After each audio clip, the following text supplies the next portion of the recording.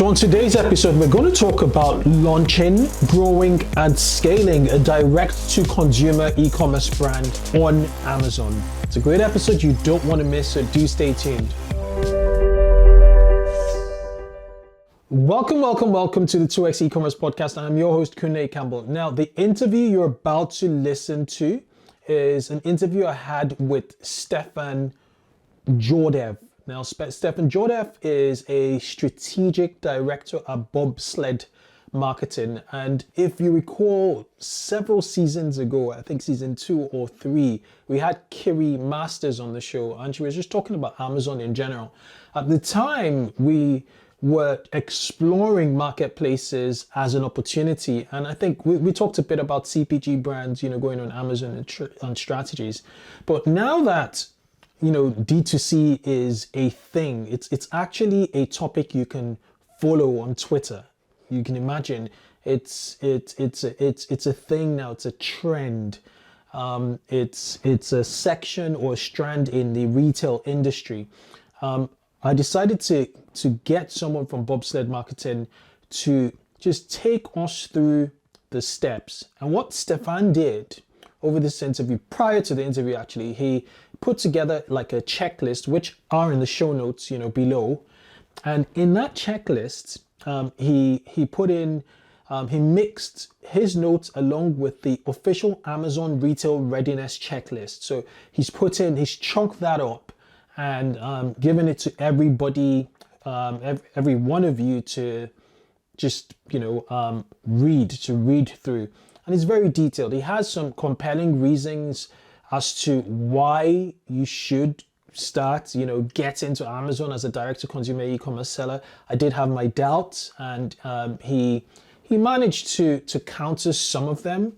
There's still that issue of customer data, but besides that, he sort of, he gave me an alternative about the amount of data, marketplace data, market sites insights, consumer insights, consumer behavior Amazon provides, that sort of, makes up for not having their details. And he gave us some hacks on how to still, figure out Facebook advertising with the data Amazon gives you. I'm not going to say too much about that, but it's a fascinating topic, Amazon. And we also talk a little bit about Instacart. They released a book about Instacart for CMOs, and the interesting opportunities in e-commerce, for Instacart, or retailers for Instacart. It's a fascinating, area or strand which their agency actually covers. So if you want to understand what makes, or the structure of a proper Amazon launch, how to properly advertise, how to manage your logistics, how to claim your brand and IP, how to continue to grow, a formula for how to split costs to remain profitable, and in general, also the Amazon Vine and Review, reviewer program from Amazon, and some interesting things in their pipeline, in their development pipeline, such as Amazon attribution. Apparently, soon, if you're driving traffic from Facebook into Amazon, you might start to get some attribution data as a seller, which I found very, very interesting. So he's also talking. We also talked about internationalization of Amazon, the marketplaces in Europe, Japan, North America, and I believe in Mexico, and the demand side of the platform, demand side advertising, which I found fascinating, and just ways to just build out your Amazon profile. We cover a ton. He's an incredibly, gentle, well-informed, professional who knows what he's talking about in the D2C, space. So enjoy this episode. It was super interesting. But before you get to it, I just want to give a shout out to our sponsors, Klaviyo, the number one e-commerce email marketing platform, around, hands down. I want to give a shout out to Rewind. They're the best of the best backup solution for Shopify and BigCommerce. And I also want to give a shout out to Famous.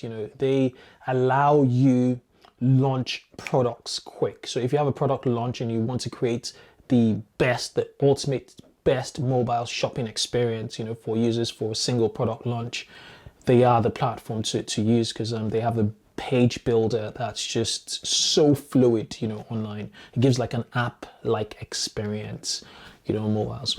Anyway, so that's it. Enjoy this episode. Let me know what you think. And I'll catch you on the other side. I'll catch you on the other show. There are a few announcements. I might be starting out a newsletter, soon along all of this. I might be. If you want me to start my newsletter, a 2x e-commerce newsletter, let me know. Reach out to me. Some of you, I'm having conversations with some of you on Instagram, Messenger. I'm having, on Facebook Messenger, on Instagram, even on Twitter chats. You guys are reaching out to me and we're having interesting conversations. So keep it up. And if you have any guest recommendations, I'm looking to cover other platforms, Snapchat, TikTok, let me know. Just hook me up in the group, hook me up in the Messenger. Let's have this conversation going. And who knows, we might be doing a clubhouse at some point. So guys, enjoy this episode.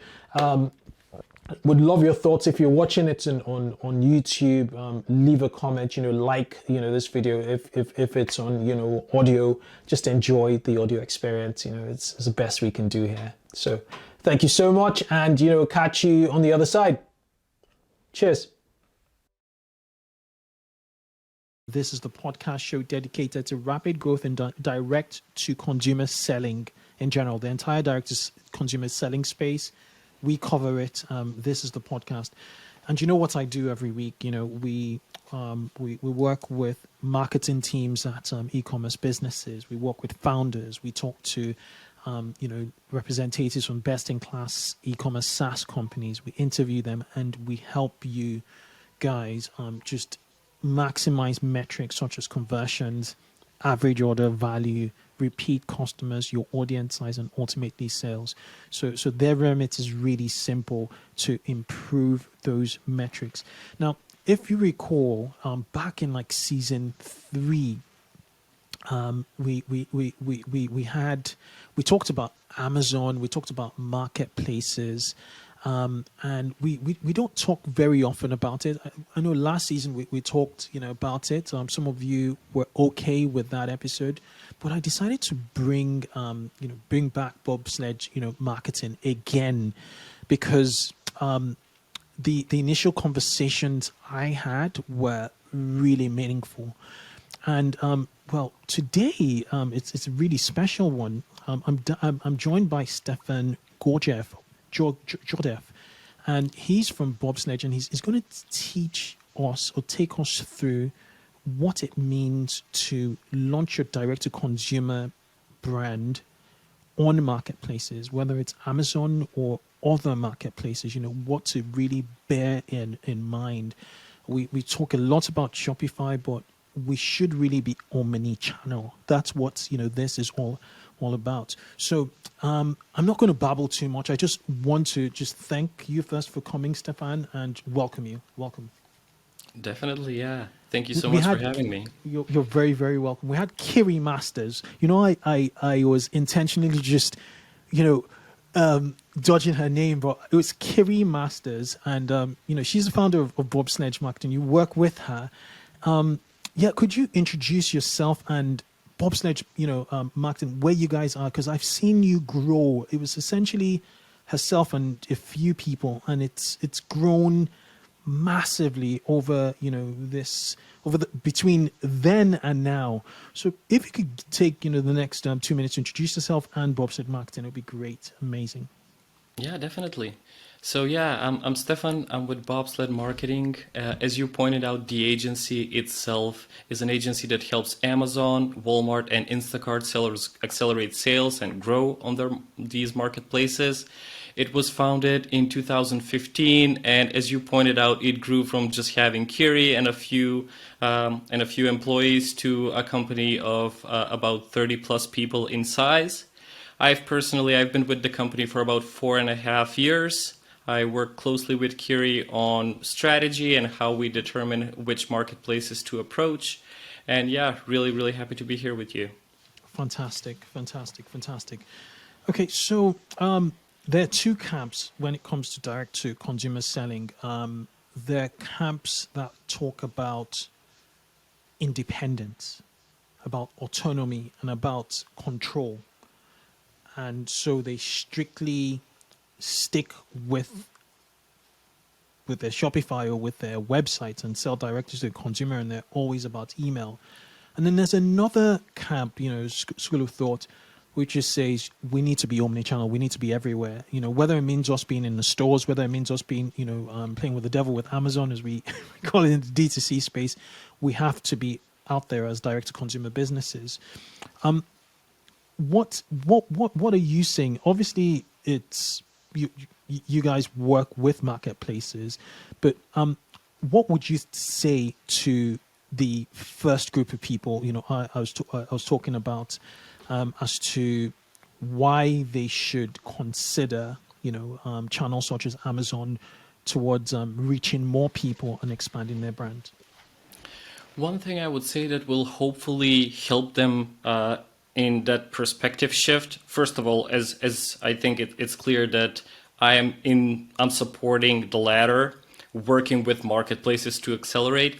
And I think it has become very obvious in the past year. And I'm going to use Instacart as an example. The same's true for Amazon, but I think this one's a little more obvious. When you have retail partners such as Walmart, Target, they are giving up on the control and they are using Instacart's interface. I really feel that brands should do it as well. I am completely understanding the profit margin pro, where you would have items being sold on your website, on your Shopify website, but ultimately whoever controls the interface, they are the ones that can make a difference. I feel like with Amazon and with Instacart and with Walmart, they just have so much data. They have so much recorded data of high intent purchases, just keywords that lead to potential sales and conversions. And I really don't think you can compete with them from the traffic that you would be generating on your Shopify website. No matter how big it is. When you have these large brands adopting marketplaces, I really feel that that's the lesson learned for new brands, for upcoming brands, just to take a page of their book and try to be more open towards approaching marketplaces as a strategy. Very, very interesting point you made, which brings me to another question. What should come first? Selling D2C or selling in marketplaces? Basically, it goes back to that point of omni-channel. You should be able to be wherever your customers are searching for you. With that being said, I keep having this sentence in my head. I think somebody mentioned it on an advertising call. If you're selling only on a marketplace, you don't have a business, you might have a hobby. So as unfortunate as that is, I do think that you can scale faster on Amazon. It's just easier to launch your brand, but that, like all those marketing efforts, they have to be supplemented by having your own website, thinking about how you would expand, thinking beyond Amazon as a marketplace, beyond US as a marketplace, and just keeping an eye out for all upcoming platforms. You made a really good point. Selling on market, just that volatility is so important. Now, you mentioned Instacart, you mentioned Walmart, Target, and Amazon. Those are the biggest players in the US. Now, we have a substantial number of listeners who are not in the US. Could you explain Instacart to them, please? Yeah, so basically available for US and Canada at the moment. Mm-hmm. Instacart is an app that has shoppers who go into marketplaces, into their retail partners, and shop for groceries, and even beyond groceries as of late, for customers making that order. So in a sense, it's like a four-sided marketplace. You know, there's the retail partners, there's the user on the app, there's the shopper who goes over there, and then there's the brand. This is an interesting one because the brands don't have too much control over Instacart because it partners up with retailers. And I really think this is an interesting marketplace that's happening, that's supporting that whole omni-channel strategy that we've been talking. You know, you have to be, if brands are searching for products on Instacart just because it grew so much during the pandemic, brands should be there. If they're searching for you in Walmart or Target, your products should be there. I mean, that's how you gain. It's super interesting. So the use case for Instacart is groceries, essentially. So it's CPG brands, as you alluded to, and groceries on the seller side. And then on the service delivery side is, it's the Instacart, person or delivery person. And then obviously the consumers is who they're all serving at the end of the day. Do you see Instacart, evolving outside of groceries and more towards retail? Like I want to get something from the Gap, for instance, and I want it now rather than having to wait for a 2-day delivery or 1-day delivery because I really need it to wear this afternoon, for instance. Definitely. I think that shift has already started. I feel like throughout Q4, they partnered up with Sephora, which is mainly beauty. They partnered up with Disney. So I do think that, a little ways down the road, they're looking to expand beyond grocery, and that's already happening. So it's going to be an interesting one because, as you said, delivery times for Instacart are not even a few days. It's a few hours. You are shopping, you can get it to your door in a few hours. And with that expansion going beyond grocery, I think it's going to be a really interesting one to It'll follow. be very interesting. So I live I live in a suburb, in a village just outside of a city in the city's Oxford. And basically where we live, even in Oxford, even in Oxford, there's no Uber, for instance. We have services such as Deliveroo. Deliveroo basically do they do deliveries for food, basically, takeaways and stuff like that. They work with the more established restaurants. Now the problem is that when you come out of a perimeter of a city, of a busy city, those services really dwindle. I don't know what the situation is in the States with Uber and Uber Eats. Obviously, I've been to the States and Uber Eats was quite extensive in terms of its reach. For Instacart, do you have to be in a metropolitan city? Does it serve rural areas? What does the coverage in the US and Canada look like with Instacart? So I think here's a stat which will really, really capture the growth that they had. They can reach 85% of households in the US and about 70% of households in Canada. And I totally get the point you made when we were interviewing experts for our upcoming book, Instacart for CMOs. A lot of them had mentioned. Let's take a quick break to hear from our sponsors. Klaviyo is a growth marketing platform that powers over 25,000 online businesses. Klaviyo understands every single customer interaction and empowers brands to create more personalized marketing moments. Listen, analyze, and act on your customer data with Klaviyo. Visit klaviyo.com/2x. When Instacart started, they were kind of assuming that, as you said, the service would be available for what they call the NFL cities. If you have an NFL team, it means you're a big city and you can utilize the Instacart services. But apparently that's not the case. They can reach you even if you're living in the suburbs, in any peripheral area. And I think, if if they have a Walmart, and I know Walmart is the brick and mortar stores of Walmart are being distributed across the entire US. Instacart can do it as well. They've optimized delivery so much. It's impressive. Super, super interesting. Very, very interesting. We're going to link to your book in the show notes. I found it. I've had. I think I got a preview of it. Found it very, very interesting. Instacart for CMOs. Okay, let's talk about Amazon. Amazon accounts for 50% of all e-commerce sales in the US and the UK, in much of Europe.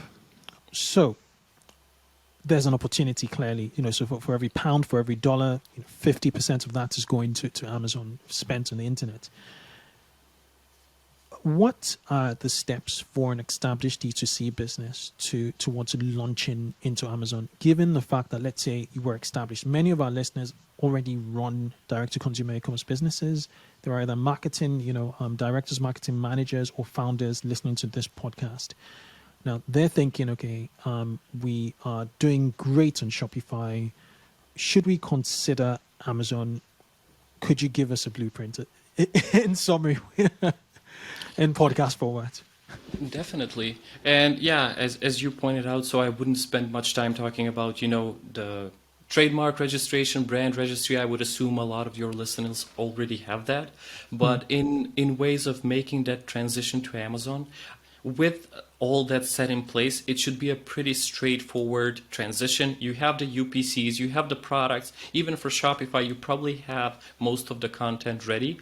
I just think what will make or break your transition to Amazon is that I think they should be thinking about that retail readiness concept that Amazon introduced, which I think it's really helpful when it comes to thinking about, do you have everything to launch on Amazon? So basically, Amazon has sort of a checklist, and it tells you, you have to have a title that's this long. You have to have the bullets. You have to have at least 15 reviews and at least 3.5-star rating on your listings.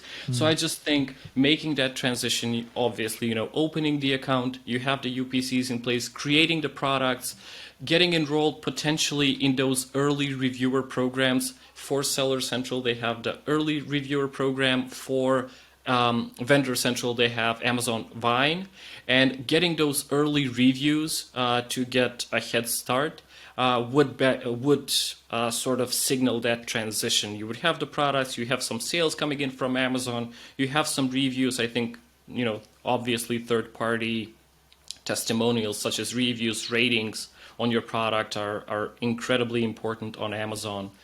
And that's when it comes. That's when the advertising and the promotional aspect of it comes. As with any competitive marketplace, I think this is what established brands do. They have a calendar of promotional activities. They have Amazon advertising running throughout the whole time, and trying to get that traffic to improve conversions there.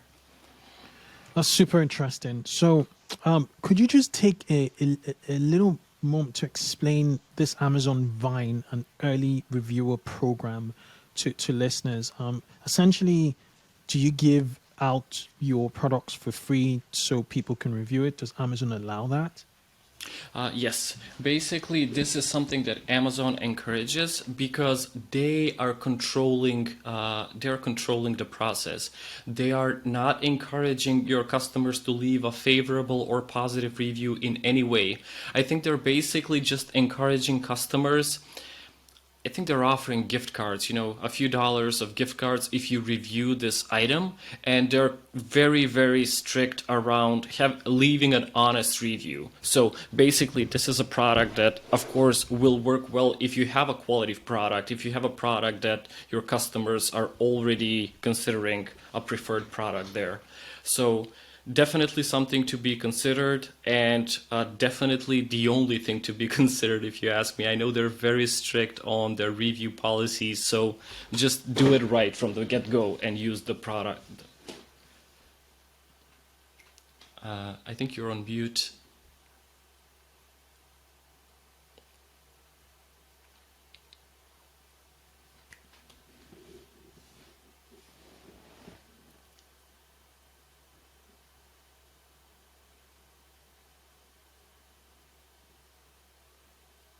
I'm sorry, I think we have a bit of a technical issue. I Sorry. couldn't. Okay. Yeah. Sorry. I was talking about the fulfillment by Amazon in terms of like stock and inventory. Some D2C businesses have delivery to the T. They've sorted out delivery. They know they have the efficiencies in place, whether it's from their warehouse or from a third party warehouse. They sorted it out. So does it make a difference actually splitting out inventory and giving it to Amazon, some of it to Amazon, or would you suggest D2C businesses just keep inventory, to ship the way they ship efficiently? So I do think that you have to have a fulfilled by Amazon offer. I do think, again, it's probably a margins question. They probably prefer to do it on their own. But when you're utilizing fulfilled by Amazon, you are part of Amazon's Prime program. That's when they guarantee 48-hour delivery. And I think basically, it has become a requirement on Amazon. If you ask me, all the clients that we work with, all the prospects that I'm looking at lately, they're utilizing FBA, and that's part of their marketplace strategy. I do want to point this out, though. It's an alternative way of thinking that was imposed on me by the pandemic. Even though you are utilizing FBA, I do think that established D2C, direct-to-consumer brands should have some warehouses and have their own fulfillment strategies in place, because as we all learned, Amazon started limiting the products that you can send to their warehouses when this Sure. came up. So similar to that omni-channel strategy, you probably just need a multiple ways of fulfillment strategy as well. You Yeah. just want to be ready for when the demand Yeah, comes. yeah, that readiness is so important. I'm going to step back a little bit about this IP acceleration program. As you said, most brands have their trademarks. I don't. You should be. If you don't have your trademark, I don't know why you're in business. But could you explain briefly what this brand registry is with Amazon and how quickly D2C brands can just register and potentially the benefits you can get from registering your brand from the get-go. Yeah. Basically, yeah, just to start with the benefits, there are plenty. You have access to additional campaign types that non-brand registered sellers just don't have it. You have the ability to deal with unauthorized sellers and kick them off the platform if they don't have the permission to sell it there. So totally agree with you. That's a must. You have to have it. And I think where IP Accelerator comes into play is registering your own trademark can take up to a year, if I'm not mistaken. It can take a very long time.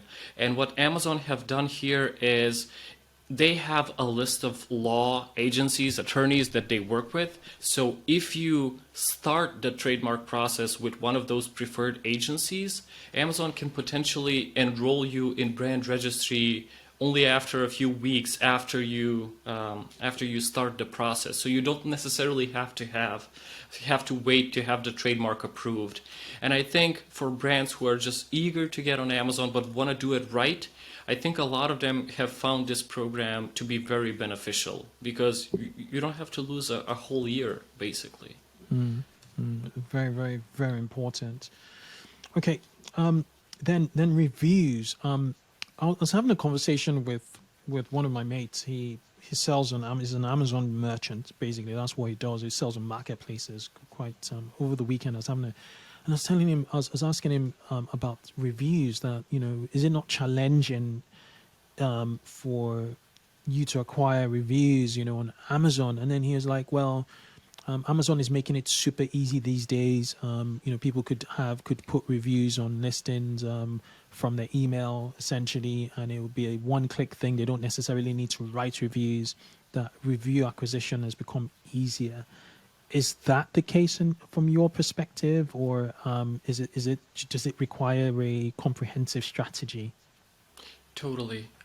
Amazon has made it easy. Amazon are reaching out, I think, several times after you buy a product, 3 days, 5 days, I'm not sure what the frequency rate is, but they are actually nudging the customers to leave a review.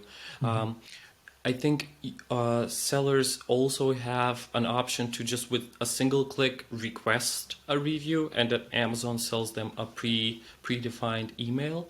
And of course, as with everything in e-commerce, there are ways to get creative. You can't necessarily you can't ask for reviews, but a lot of the brands include product inserts that highlight the benefits of the product. They include product inserts that highlight additional products from that brand. And while Amazon has made it a lot easier to get reviews, there are always brands who think of creative ways to get ahead. Definitely a lot easier compared to a few years ago, though. It's very, very interesting. I don't know whether I have it here. It's somewhere here. We purchased something from Amazon for the family. Can't quite remember what it was, but it was something for like our skin. It was like a shaving thing anyway. And within a week or two, I got a letter in the post. Just a letter. It was just addressed to, because my wife that bought it, so it was addressed to my wife. And we opened it and it was like from that Amazon merchant. I don't know how legal this is. And she'd handwritten a note, saying, hope you enjoyed my product, blah, blah, blah. Here's a gift card, or here's a potential gift card if you leave me a review. It was a letter. And I'd never seen that before. And, when you... Let's take a quick break to hear from our sponsors.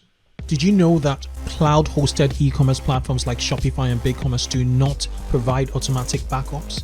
Rewind steps in to protect Shopify and BigCommerce stores with automatic backups. Rewind is trusted by over 25,000 stores. Install Rewind and get to test it for free over 7 days. And to extend the 7-day trial to 30 days, head over to rewind.io, their website, and mention 2x eCommerce.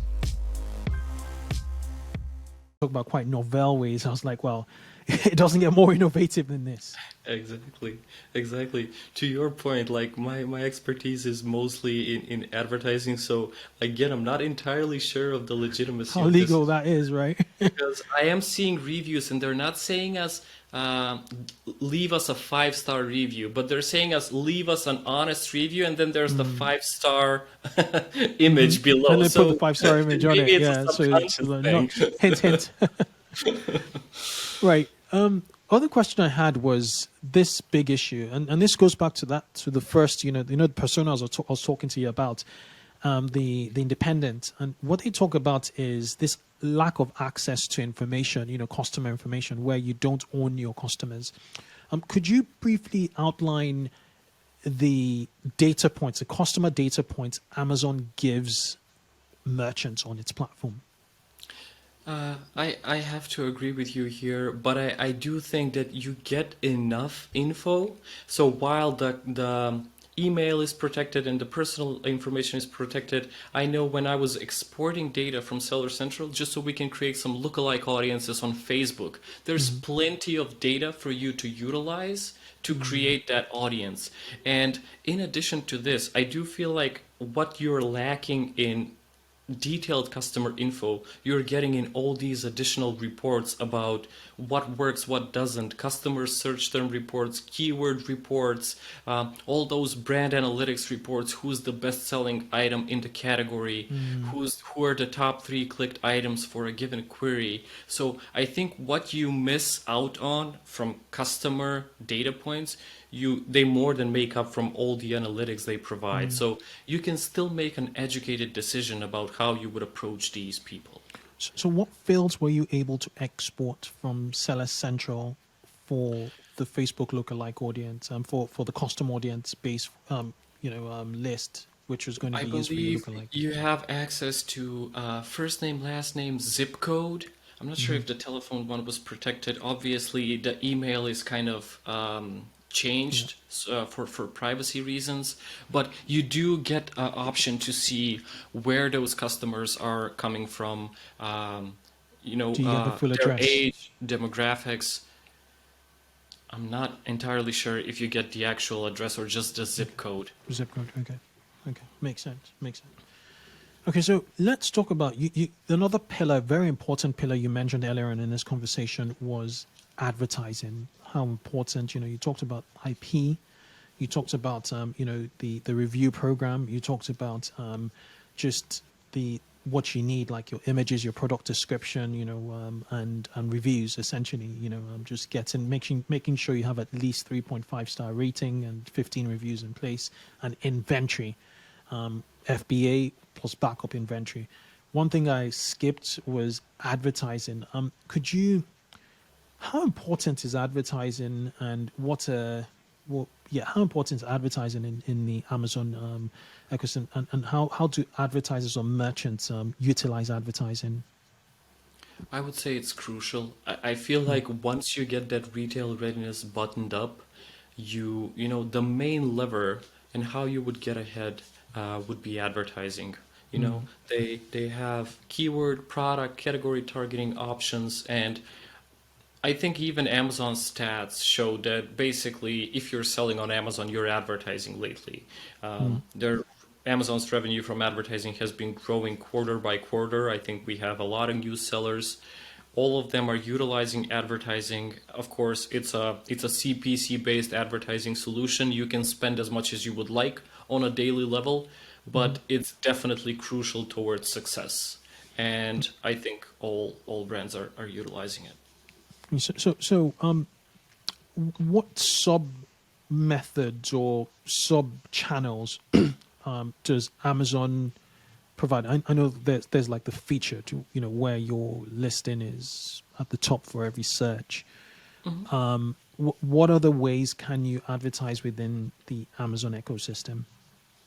So basically, I think they've expanded on this quite a lot, and I think what you just referenced to is the sponsored products. They're basically keyword targeted, and then you get favorable placements of your product listing in given search results, and that's how you can generate traffic. What Amazon has done since is they have introduced the sponsored brands as an option where you can include your brand name, a slogan, and then up to 3 products. So mostly driving traffic towards people to recognize the brand that you're selling, not necessarily associated with a single product. You can target competitors directly by targeting the ASINs they use and get your product ad displayed right below their buy box. And as of recently, every Seller Central seller can utilize in retargeting people who viewed your products or products similar to yours in the past 30 days. So a lot of levers, a lot of features that Amazon has introduced that advertisers can play with and hopefully reach potential customers in various places, in various stages of the journey. So is the retargeting within Amazon, or is it outside of Amazon or across the internet? It's both. Yeah, they can get placements on Amazon or off Amazon. Amazon owned and operated media, Amazon's app. Yeah. I didn't know that, Stefan. I didn't know that. That's very, very, very interesting. Okay, so obviously Amazon is the biggest marketplace in North America, in Europe, in the UK, probably also in Australia. How do you stand out? There's so much competition, and now you're finding manufacturers from the Far East just competing directly with locals, with local brands, local retailers, and there's a lot of undercutting going on. So how do you sort of stand out as a D2C brand? How do you just stick your head out? Essentially, it's really competitive, I hear. Definitely. This is a very interesting topic to just think about. Even though it's huge, Amazon does give smaller brands sort of a fighting chance. I'm saying this because basically you can invest as much as you like. It's not like television or where you have to have like $1 million budget to start with advertising. And then when everybody gets a chance to participate, I do think it's going to come down to staying up to date with the marketplace and trying to utilize features as soon as they get rolled out. I have shared a few points with you. I believe like in the past year, Amazon posts, doing Amazon live videos, utilizing all these retargeting, all these new features in the advertising side. I feel like, and I do think that this is happening on the marketplace as well. Smaller brands are getting scrappier and much more informed and up to date with Amazon. So I think this is how they're utilizing the platform and how they're staying ahead. Regardless, basically whatever Amazon introduced, whether it's a CPC or any type of other feature, you benefit from being the first one to adopt it. When there's not a lot of competition, you generate a lot of sales from it. So I think it's up to Amazon to keep innovating and provide additional placements, additional features that brands can utilize. And I think it's up to the brands to really jump on the opportunity whenever it arises. Interesting.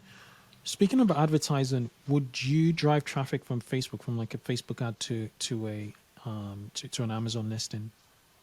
Yes, I do think it does seem like this is a priority for Amazon. They're developing an Amazon attribution program where you can actually track visitors from Facebook to an individual product listing. I do want to acknowledge here, I think this is where the debate between website versus Amazon starts. A lot of brands are seeing better margins. All brands are probably have better margins on their websites. So they're saying, if I'm actually advertising beyond Amazon, I would probably take customers to my Shopify site. Because I get better margins there. But for brands who want to drive traffic from Facebook or Google or any type of external traffic to Amazon, Amazon is working really hard to make that possible for them, just to have that analytics in terms of clicks, sales. And I'm guessing that it would do you no harm at the start when you're trying to establish yourself on Amazon to just drive traffic, as much traffic to your listing as possible. For that retail readiness, phase, as you alluded to earlier. So it just accelerates, the awareness and conversions on your product page, right? Absolutely. Starting out with a bang of traffic definitely makes sense. Like utilize everything that Amazon offers and go one step beyond it. Okay, makes sense. Okay, let's talk about the unit economics of Amazon, of selling on Amazon. It's You repeated this many times about margins, margin selling direct to consumer versus margin selling on Amazon. So in regards to the unit economics, what goes where, so for every $100 you spend, $100 you spend, or £100 you spend, how do you want to allocate the funds? How much goes into ad? Let's take a quick break to hear from our sponsors. Klaviyo is a growth marketing platform that powers over 25,000 online businesses. Klaviyo understands every single customer interaction and empowers brands to create more personalized marketing moments. Listen, analyze, and act on your customer data with Klaviyo. Visit klaviyo.com/2x. Advertising, how much goes into cost of goods, how much goes into Amazon fees, how much probably goes to the fulfillment, storage and fulfillment, and how much you keep. What's the percentage, roughly, for a brand to remain profitable and sustain itself long term on Amazon? I think that's a great question. And while we're making decisions about what to invest where on the advertising side, I do believe that the rest of them is kind of, Amazon does try to make it easier for brands to realize this. Obviously, those costs associated with FBA depend on the sizes of the product. And I think Amazon has several tiers where they charge. But if you have info about how much it costs to manufacture the product, ship it to Amazon, and as soon as you create that product listing, include the price that you want to sell it for, Amazon gives you an estimate of how much they will take from any unit being sold. And I think this is a way of thinking to approach. You have to see everything that goes into selling on Amazon, and then the product price you have, and then calculate that profit margin. And as soon as you know the profit margin, this is where you can make more educated decisions towards advertising, because even the results from advertising are being communicated to a seller as a percent, advertising cost of sale, that ACOS. If ACOS is 20% and your profit margin is 20%, you're not losing money even if you're advertising and paying for those expenses. So as long as you are aware of everything that goes into as cost of getting the product and shipping it to Amazon, it should be very straightforward to make a decision about whether you're profitable or not. Makes sense. Makes a lot of sense. I just want to segue with one of the things my friend we were talking about on Saturday, and he was like, "Can you remember the days when we used to optimize for reviews? That we missed the mark by optimizing our products. So now the savviest Amazon sellers just get a lot of customer feedback, and they're just improving their products because that naturally will deliver the reviews." And I was like, yeah, it makes a lot of sense. Yeah. Right. Okay. So continuing with expansion. So Amazon is active in Japan. We've had an expert come here who just does Amazon Japan. Amazon is in Australia. Amazon is in the major European markets, France, Germany, I think Spain. Amazon is in North America, so Canada and US. What are your best-in-class clients, brands, doing from an international expansion standpoint, and how complex is it in regards to, really propagating to just maximizing all that Amazon has to offer? I feel like when you have that complexity versus ROI matrix, I feel like a lot of brands have chosen to go to Canada first, as probably easier from an operations standpoint, followed by EU5, so UK, Germany, France, Spain, and Italy. UK definitely comes with an advantage of not having to have your listings translated, even having the keywords you've generated solid ROI with on the US. So I think it comes down with natural benefits for you to make that expansion. What brands should keep in mind when it comes to the additional marketplaces is there is that complexity of having your listings translated. You have to have a professional translator to do that, to make sure that the benefits are standing out.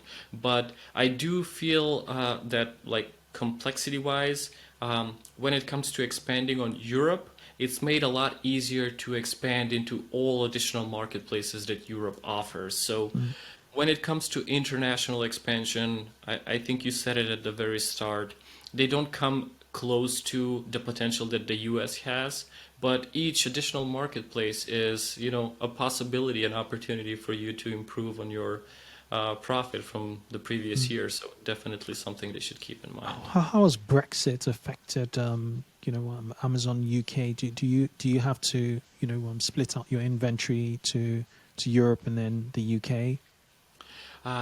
Basically, all the updates I've seen on the effects of Brexit on Amazon sellers have been tax related. I'm not sure if that is being. I'm sure it's clear now, but I follow a lot of legal companies specializing in trademark, and I think that's the biggest implication there. Interesting, very, very interesting. Okay, before I let you go, these are final minutes or so. Do you have any final tips for D2C businesses looking to take that plunge to not just Amazon, but marketplaces in general to get that omnipresent or omni-channel, reach? So basically on the Amazon side, I think I've touched on these, but I just want to reiterate everything that's sort of new starting from 2020 till now. Talking about video in product listings and then sponsor brand video as a campaign type. Amazon posts, Amazon attribution, as you pointed this out, driving traffic to an Amazon storefront. I think just staying up to date with all these features will help you get ahead. And when it comes to having that omni-channel presence and adopting multiple marketplaces, I do think that lately there's a lot of interest about this, and I'm seeing a lot of PIM solutions, product information management solutions that would allow you to optimize for multiple marketplaces. Just have those key titles, bullets, and benefits of the products associated with that UPC. So hopefully this is something that will make your transition to additional marketplaces easier. Interesting. Speaking of PIMs, would a product description you put on Shopify be any different from a product description you put on Amazon?